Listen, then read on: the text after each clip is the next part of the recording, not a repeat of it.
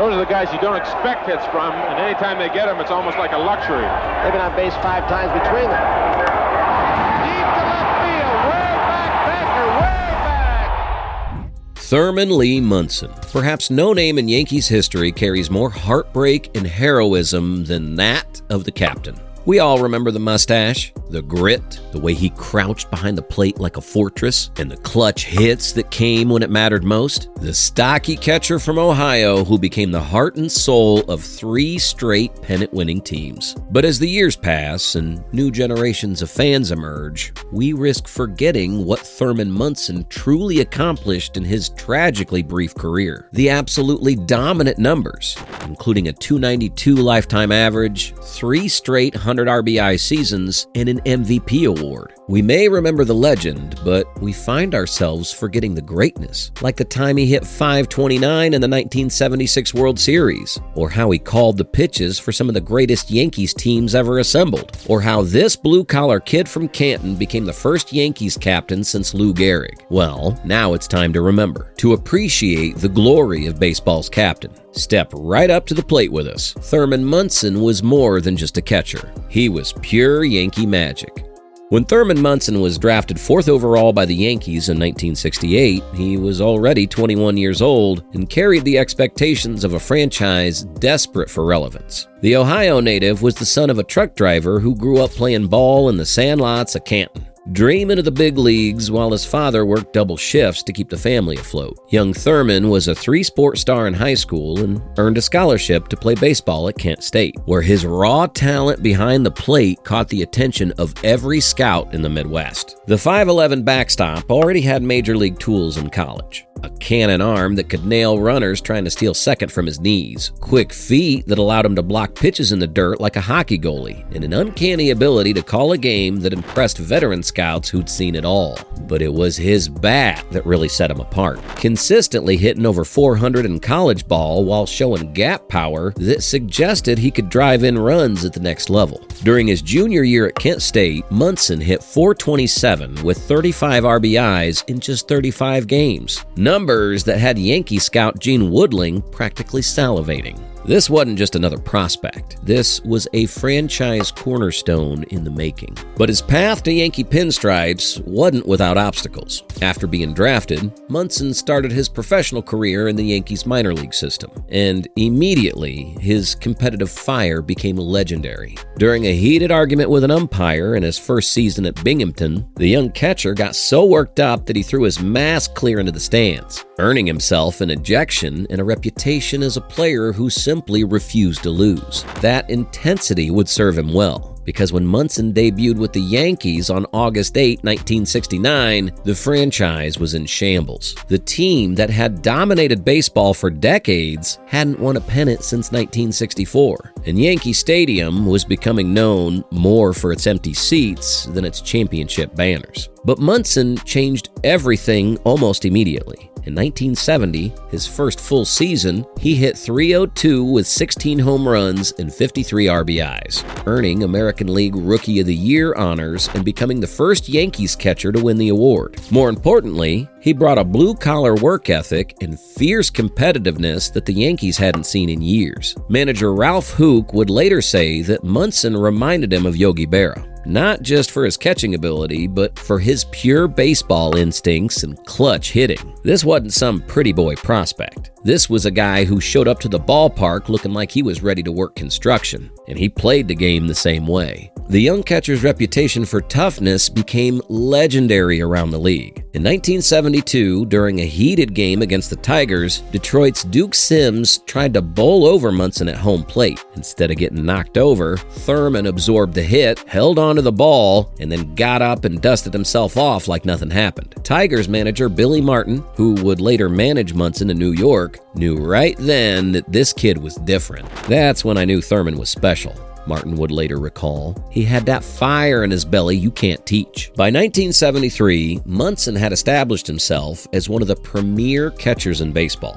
That season, he hit .301 with 20 home runs and 74 RBIs. But the numbers only told part of the story. Behind the plate, he was calling games like a chess master, handling a pitching staff that included future Hall of Famers like Catfish Hunter, and gradually transforming the Yankees back into contenders. His teammates began calling him the Captain, even before it became official, recognizing his natural leadership and the way he commanded respect from both the veterans and the young players. What made Munson truly special wasn't just his individual performance. It was his ability to make everyone around him better. Pitcher Sparky Lyle would later write in his autobiography that Munson was the smartest catcher he'd ever worked with. Someone who could read hitters' weaknesses and adjust his game calling mid-at-bat. Thurman knew every hitter in the league, Lyle recalled. He'd set him up 3 pitches ahead, and they never knew what hit him. The transformation of the Yankees coincided perfectly with Munson's emergence as a star. In 1974, he hit .261, but drove in 60 runs in just 144 games, showing the kind of clutch hitting that would define his career. More importantly, the Yankees improved to 89 wins, their best record since 1964. You could feel the momentum building in the Bronx. But it was 1976 when Thurman Munson truly announced himself to the baseball world. That season, the Captain, as he'd been dubbed by teammates for his leadership, put together one of the greatest offensive seasons by a catcher in baseball history. He hit .302 with 17 home runs and 105 RBIs, becoming the first Yankees player to drive in 100 runs since 1962. More importantly, he led the Yankees to their first American League pennant in 12 years. Then came the World Series against Cincinnati's Big Red Machine,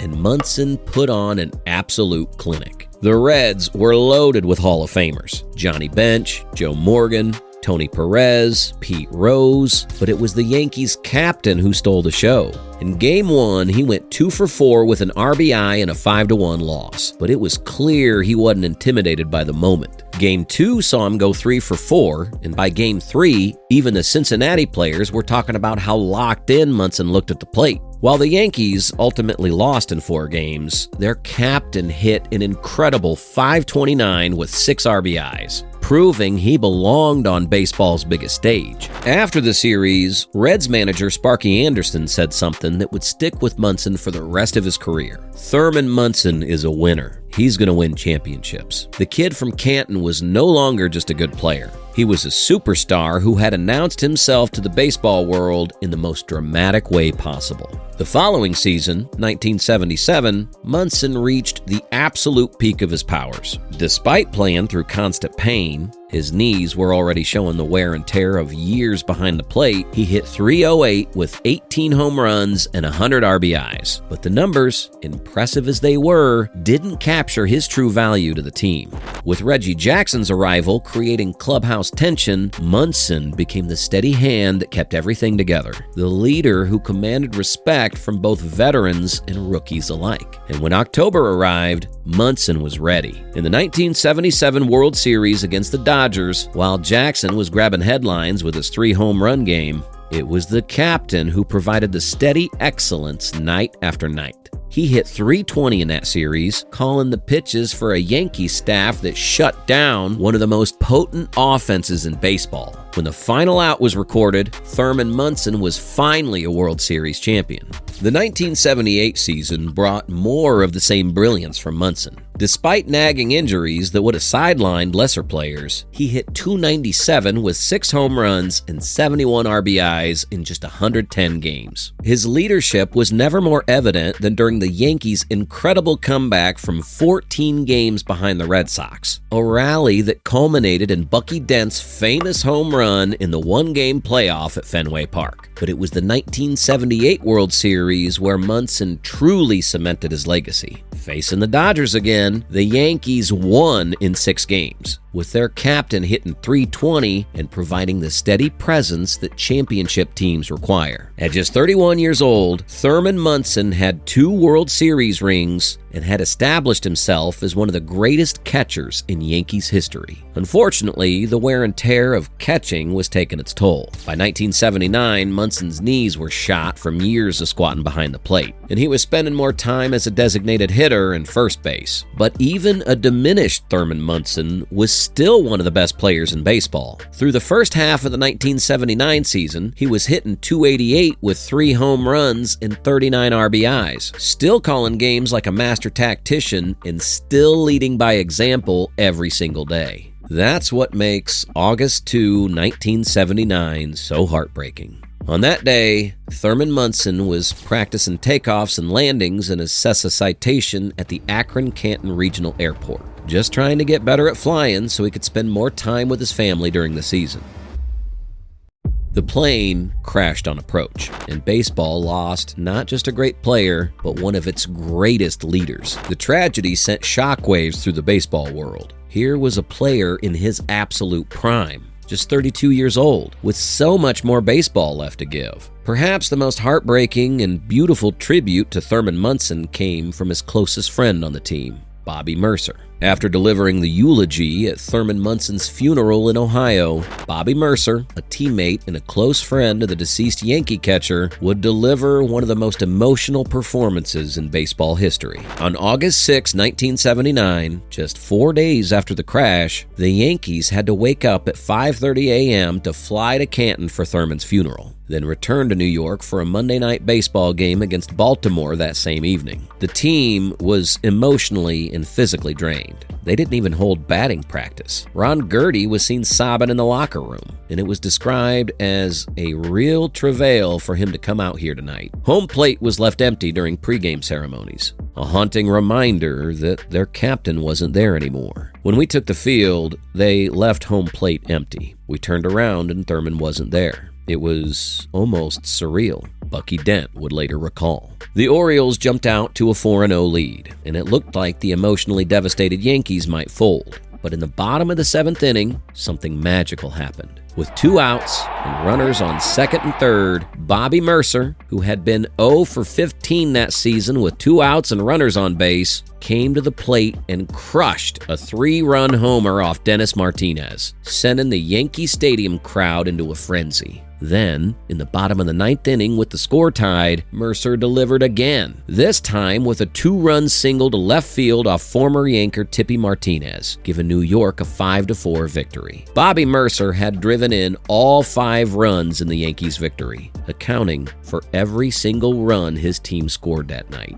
After the game, a tearful Murcer fell into the arms of teammate Lou Piniella, and in perhaps the most touching gesture of all, he gave his bat to Munson's widow. It was as if Thurman himself had guided his best friend's bat that night, one final gift from the captain to his grieving teammates and fans. The Yankees retired his number 15 immediately, and his locker at Yankee Stadium remained untouched for years as a tribute to their fallen captain. Here's what we can't forget about Thurman Munson. In his 11 major league seasons, all with the Yankees, he hit .229 with 113 home runs and 701 RBIs. He was a 7-time All-Star, won 3 Gold Glove Awards, and was named American League MVP in 1976. More than the numbers, though, Munson represented everything great about baseball. He was the blue-collar kid who worked harder than everyone else, the leader who made his teammates better, the clutch performer who elevated his game when it mattered most. In an era of prima donnas and showboats, Thurman Munson just showed up and played the game the right way, every single day. The question that haunts Yankees fans is what might have been. Munson was just entering what should have been the prime of his career when he died. At 32, catchers like Johnny Bench and Carlton Fisk were still putting up all-star numbers. Would Munson have reached 2,000 hits? He was just 421 away, 150 home runs. He only needed 37 more, 1,000 RBIs, just 299 short. Would he have led the Yankees to more championships in the 1980s? Would he be in the Hall of Fame today, standing alongside Bench, Berra, and the other great catchers of all time?